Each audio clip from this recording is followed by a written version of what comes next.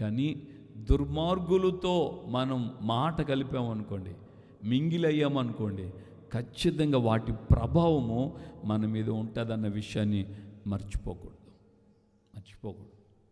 చాలా బాధాకరమైన విషయం, భయంకరమైనటువంటి ఆ మాటను నేను మీకు చెప్తున్నాను. మనం ఎవరితో సహవాసంగా ఉండాలి? ఈ ఇంగ్లీష్ బైబిల్ ఏముందంటే, we are co workers in God service. దేవుని పనిలో మేము జత పనివారమై ఉన్నాం. దేవుని పనిలో దేవుడు మమ్మల్ని జత చేశాడు. కో వర్కర్స్, మేము తోటి పనివారము, జత పనివారము.